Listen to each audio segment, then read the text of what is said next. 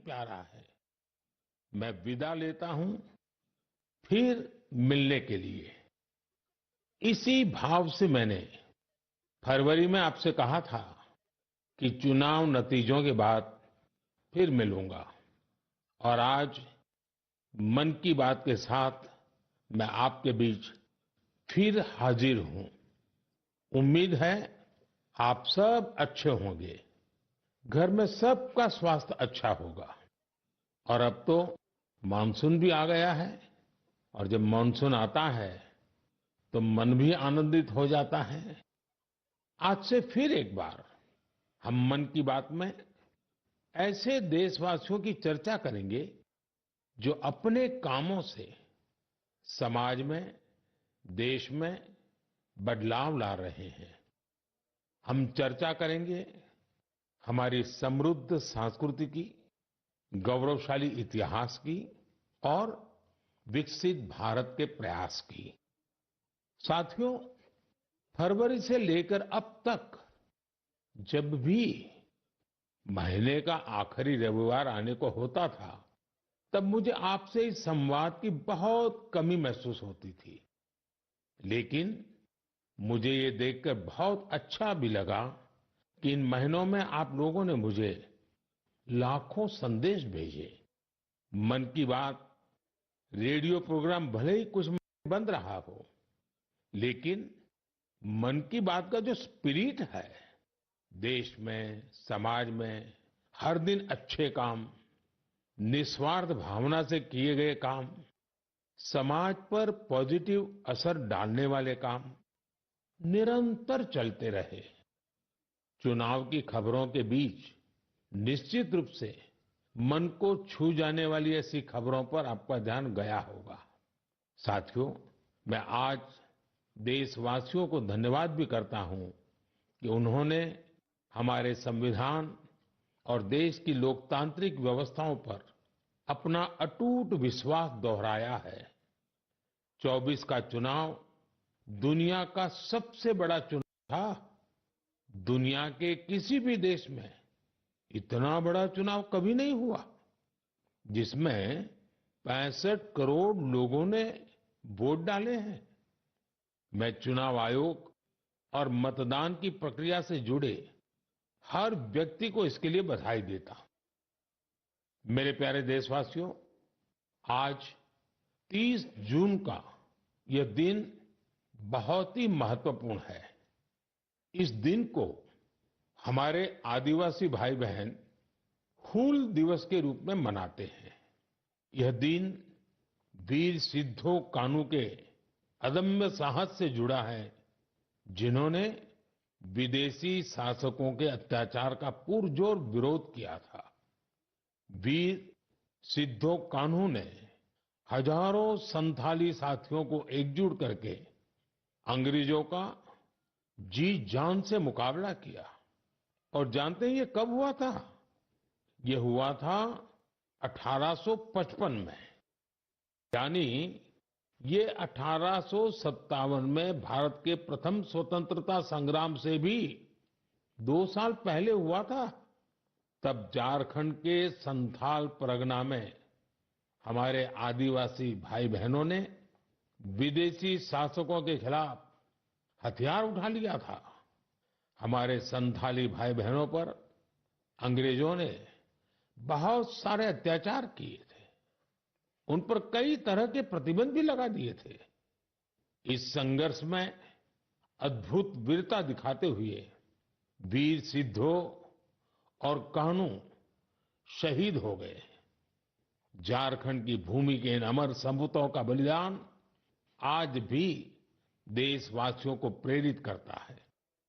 आइए सुनते हैं संथाली भाषा में इन्हें समर्पित एक गीत का अंश।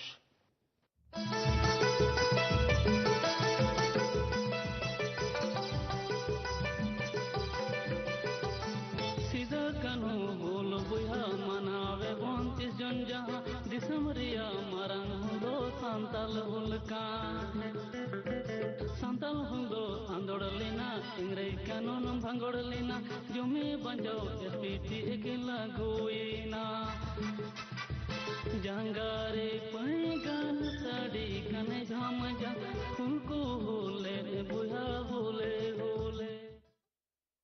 प्यारे साथियों, अगर मैं आपसे पूछूं कि दुनिया का सबसे अनमोल रिश्ता कौन सा होता है, तो आप जरूर कहेंगे माँ। हम सबके जीवन में माँ का दर्जा सबसे ऊंचा होता है। माँ हर दुख सहकर भी अपने बच्चे का पालन पोषण करती है। हर माँ अपने बच्चे पर हर स्नेह लुटाती है। जन्मदात्री माँ का ये प्यार हम सब पर एक कर्ज की तरह होता है, जिसे कोई चुका नहीं सकता। मैं सोच रहा था, हम माँ को कुछ दे तो सकते नहीं, लेकिन और कुछ कर सकते हैं क्या? इसी सोच में से इस वर्ष विश्व पर्यावरण दिवस पर एक विशेष अभियान शुरू किया गया है। इस अभियान का नाम है एक पेड़ माँ के नाम। मैंने भी एक पेड़ अपनी माँ के नाम लगाया है। मैंने सभी देशवासियों से, दुनिया के सभी देशों के लोगों से ये अपील की है कि अपनी माँ के साथ मिलकर या उनके नाम पर एक पेड़ जरूर लगाएं। और मुझे ये देखकर बहुत खुशी है कि माँ की स्मृति या उनके सम्मान में पेड़ लगाने का अभियान तेजी से आगे बढ़ रहा है। लोग अपनी माँ के साथ या फिर उनकी फोटो के साथ पेड़ लगाने की तस्वीरों को सोशल मीडिया पर साझा कर रहे हैं। हर कोई अपनी माँ के लिए पेड़ लगा रहा है, चाहे वो अमीर हो या गरीब, चाहे वो कामकाजी महिला हो या गृहिणी। इस अभियान ने सबको माँ के प्रति अपना स्नेह जताने का समान अवसर दिया है। वो अपनी तस्वीरों को हैशटैग प्लांट फॉर मदर और हैशटैग एक पेड़ माँ के नाम, इसके साथ साझा करके दूसरों को प्रेरित कर रहे हैं। साथियों, इस अभियान का एक और लाभ होगा। धरती भी माँ के समान हमारा ख्याल रखती है। धरती माँ ही हम सबके जीवन का आधार है। इसलिए हमारा भी कर्तव्य है कि हम धरती माँ का भी ख्याल रखें।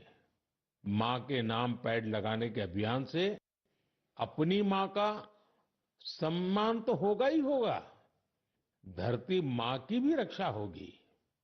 पिछले एक दशक में भारत में सबके प्रयास से वन क्षेत्र का अभूतपूर्व विस्तार हुआ है।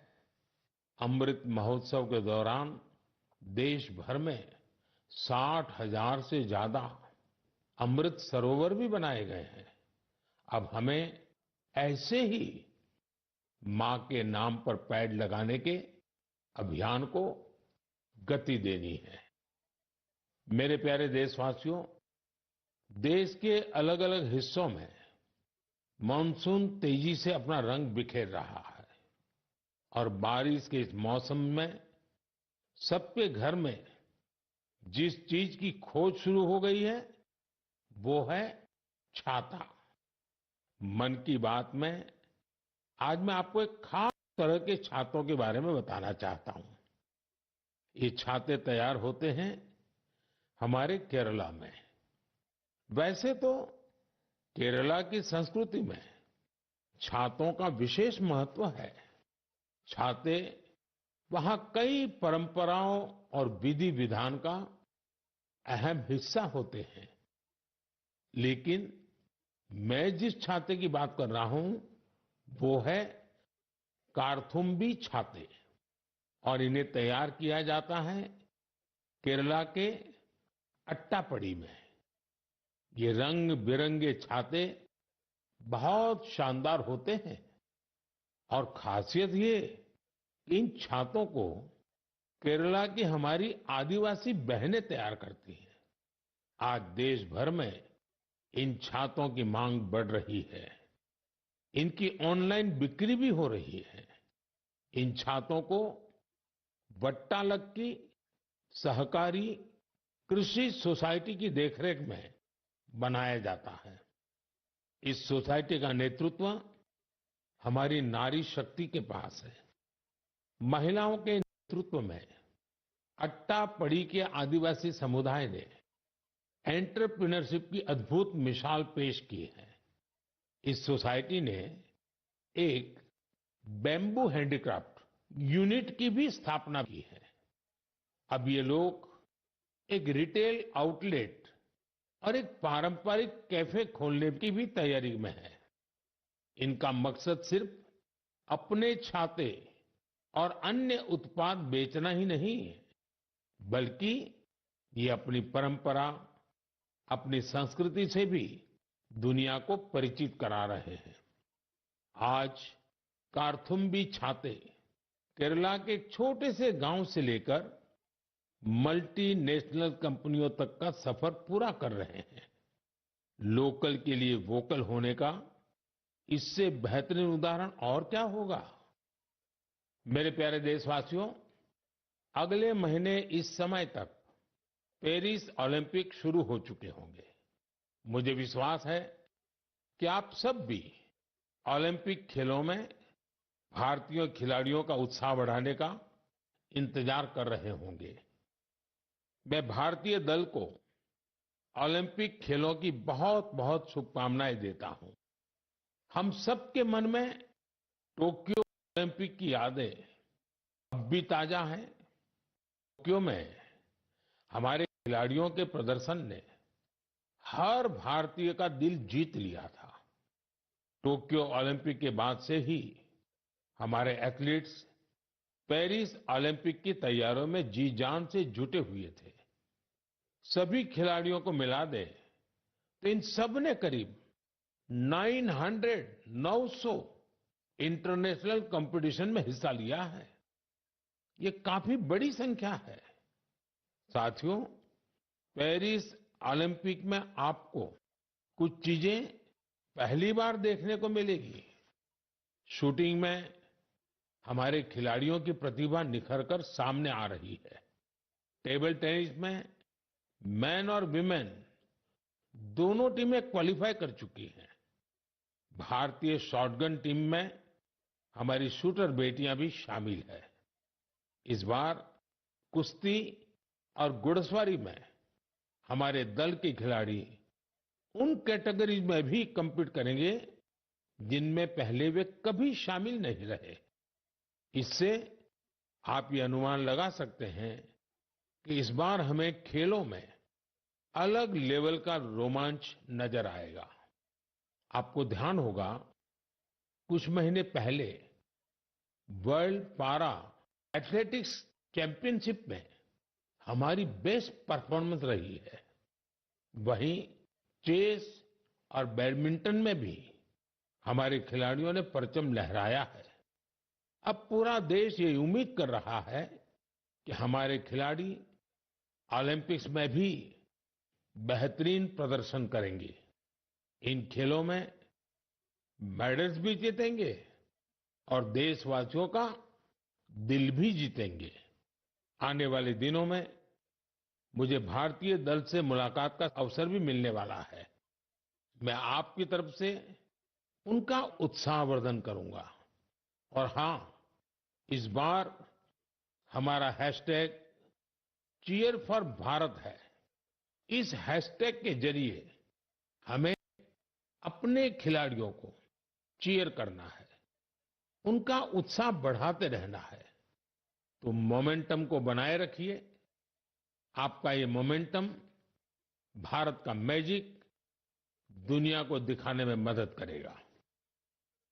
मेरे प्यारे देशवासियों, मैं आप सभी के लिए एक छोटी सी ऑडियो क्लिप प्ले कर रहा हूं। रेडियो क्वेट FM 93.3 से हिंदी शो नमस्ते क्वेट।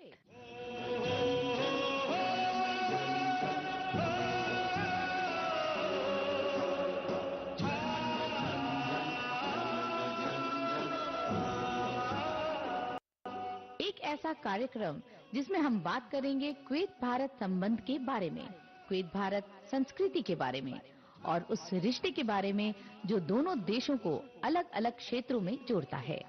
इस रेडियो कार्यक्रम को सुनकर आप भी हैरत में पड़ गए ना?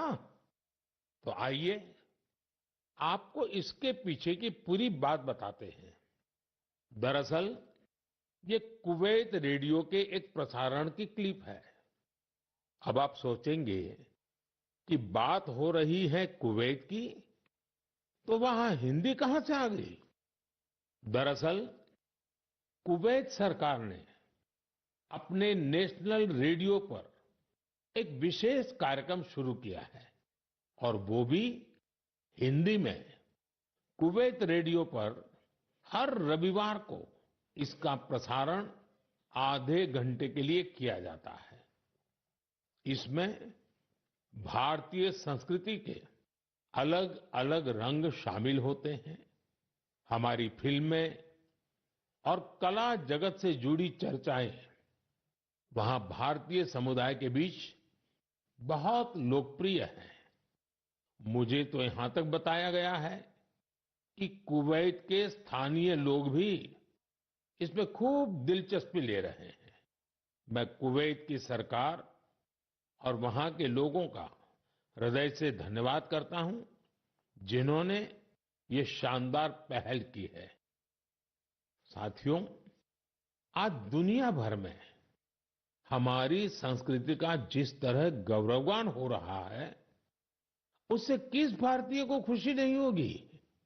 अब जैसे तुर्कमेनिस्तान में इस साल मई में वहां के राष्ट्रीय कवि की 300वीं जन्म जयंती मनाई गई। इस अवसर पर तुर्कमेनिस्तान के राष्ट्रपति ने दुनिया के 24 प्रसिद्ध कवियों की प्रतिमाओं का अनावरण किया। इनमें से एक प्रतिमा गुरुदेव रविंद्रनाथ टैगोर जी की भी है। ये गुरुदेव का सम्मान है, भारत का सम्मान है। इसी तरह जून के महीने में दो कैरेबियाई देश सूरीनाम और सेंट विंसेंट एंड द ग्रेनाडीज ने अपने इंडियन हेरिटेज को पूरे जोश और उत्साह के साथ सेलिब्रेट किया। सूरीनाम में हिंदुस्तानी समुदाय हर साल 5 जून को इंडियन अराइवल डे और प्रवासी दिन के रूप में मनाता है। यहां तो हिंदी के साथ ही भोजपुरी भी खूब बोली जाती है। सेंट विंसेंट एंड द ग्रेनाडीज में रहने वाले हमारे भारतीय मूल के भाई बहनों की संख्या भी करीब 6000 है। उन सबको अपनी विरासत पर बहुत गर्व है। 1 जून को इन सब ने इंडियन अराइवल डे को जिस धूमधाम से मनाया, उससे उनकी ये भावना साफ झलकती है। दुनिया भर में भारतीय विरासत और संस्कृति का जब ऐसा विस्तार दिखता है, तो हर भारतीय को गर्व होता है। साथियों, इस महीने पूरी दुनिया ने 10वें योग दिवस को भरपूर उत्साह और उमंग के साथ मनाया है। मैं भी जम्मू कश्मीर के श्रीनगर में आयोजित योग कार्यक्रम में शामिल हुआ था। कश्मीर में युवाओं के साथ साथ बहनों बेटियों ने भी योग दिवस में बढ़ चढ़ करके हिस्सा लिया। जैसे जैसे योग दिवस का आयोजन आगे बढ़ रहा है, नए नए रिकॉर्ड्स बन रहे हैं। दुनिया भर में योग दिवस ने कई शानदार उपलब्धियां हासिल की हैं। सऊदी अरब में पहली बार एक महिला अल हनौफ साद जी ने कॉमन योगा प्रोटोकॉल को लीड किया। ये पहली बार है जब किसी सऊदी महिला ने किसी मेन योगा सेशन को इंस्ट्रक्ट किया हो। इजिप्ट में इस बार योग दिवस पर एक फोटो कंपटीशन का आयोजन किया गया। नील नदी के किनारे रेड सी के बीचेज पर और पिरामिडों के सामने योग करते लाखों लोगों की तस्वीरें बहुत लोकप्रिय हुई। अपने मार्बल बुद्धा स्टैच्यू के लिए प्रसिद्ध म्यांमार का मारा विजया पैगोडा कॉम्प्लेक्स दुनिया में मशहूर है। यहाँ भी 21 जून को शानदार योगा सेशन का आयोजन हुआ। बहरीन में दिव्यांग बच्चों के लिए एक स्पेशल कैंप का आयोजन किया गया। श्रीलंका में यूनेस्को हेरिटेज साइट के लिए मशहूर गोल्फ फोर्ट में एक यादगार योगा सेशन हुआ। अमेरिका के न्यूयॉर्क में ऑब्जर्वेशन डेक पर भी लोगों ने योग किया। मार्शल आइलैंड पर भी पहली बार बड़े स्तर पर हुए योग के कार्यक्रम में यहाँ के राष्ट्रपति जी ने भी हिस्सा लिया। भूटान के थिम्पू में भी एक बड़ा योग दिवस का कार्यक्रम हुआ, जिसमें मेरे मित्र प्रधानमंत्री टोबगे भी शामिल हुए। यानी दुनिया के कोने कोने में योग करते लोगों के विहंगम दृश्य हम सब ने देखे। मैं योग दिवस में हिस्सा लेने वाले सभी साथियों का आभार व्यक्त करता हूं। मेरा आपसे एक पुराना आग्रह भी रहा है। हमें योग को केवल एक दिन का अभ्यास नहीं बनाना है। आप नियमित रूप से योग करें। इससे आप अपने जीवन में सकारात्मक बदलावों को जरूर महसूस करेंगे। साथियों, भारत के कितने ही प्रोडक्ट्स हैं जिनकी दुनिया भर में बहुत डिमांड है, और जब हम भारत के किसी लोकल प्रोडक्ट को ग्लोबल होते देखते हैं तो गर्व से भर जाना स्वाभाविक है। ऐसा ही एक प्रोडक्ट है अराकू कॉफी। अराकू कॉफी आंध्र प्रदेश के अल्लूरी सीताराम राजू जिले में बड़ी मात्रा में पैदा होती है। ये अपने रिच फ्लेवर, अरोमा के लिए जानी जाती है।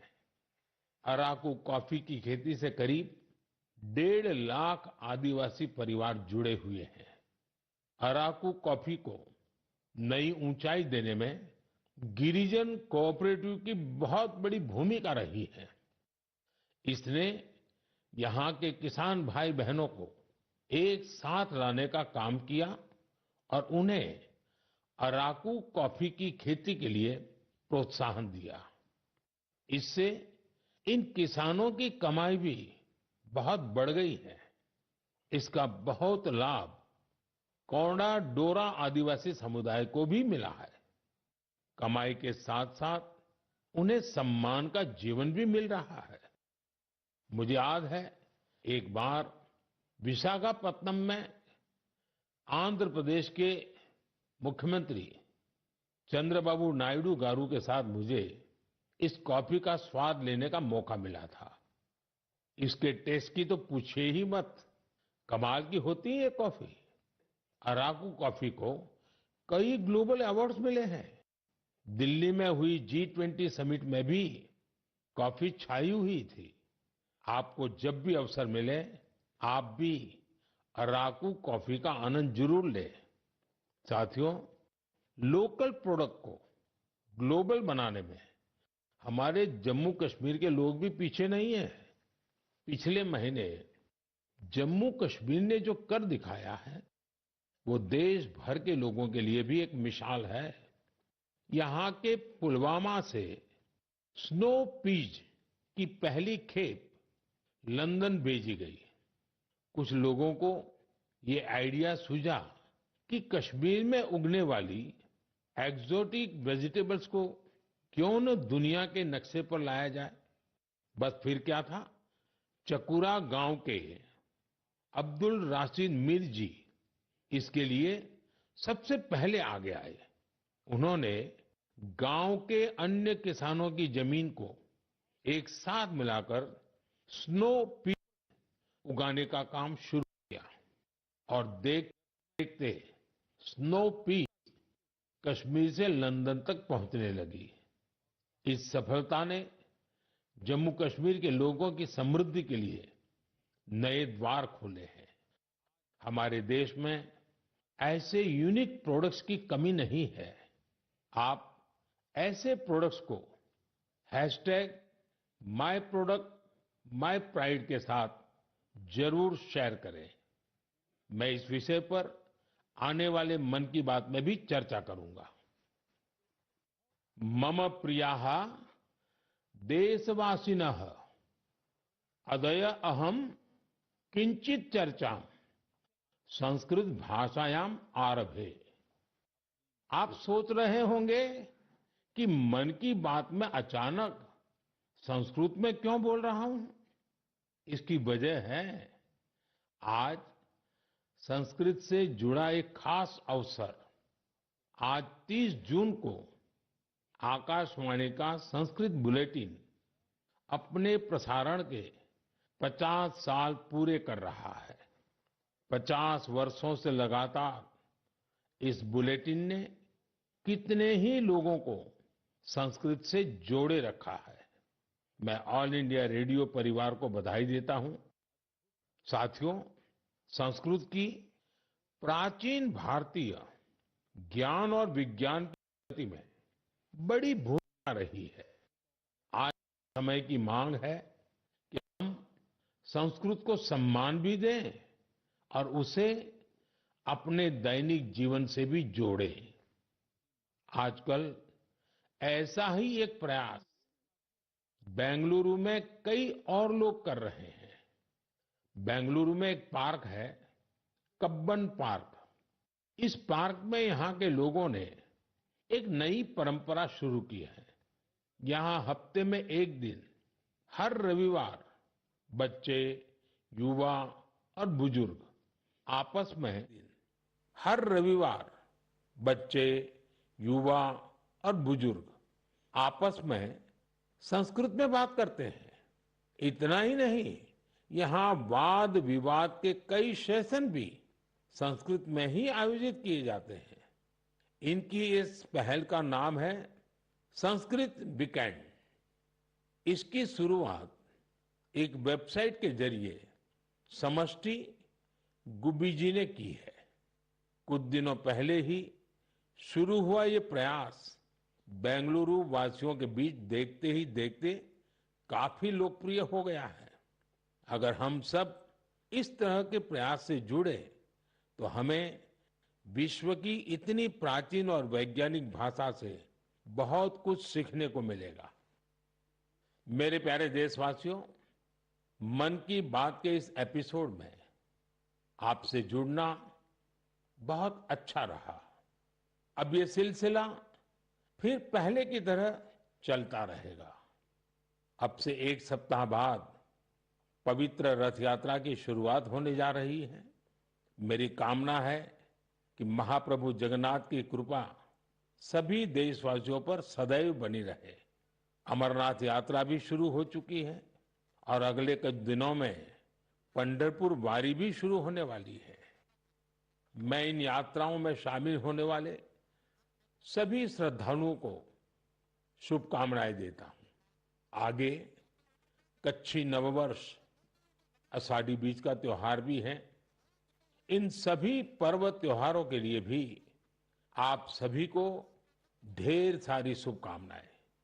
मुझे विश्वास है कि पॉजिटिविटी से जुड़े जन भागीदारी के ऐसे प्रयासों को आप मेरे साथ अवश्य शेयर करते रहें।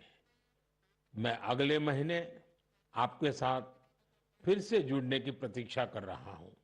तब तक आप अपना भी, अपने परिवार का ध्यान रखिए। बहुत बहुत धन्यवाद। नमस्कार। तो मन की बात का 111वां एपिसोड आपने सुना। मोदी 3.0 बनने के बाद नई सरकार में ये मन की बात का पहला एपिसोड था जिसमें तमाम मुद्दों पर पीएम मोदी ने यहाँ पर बात की है।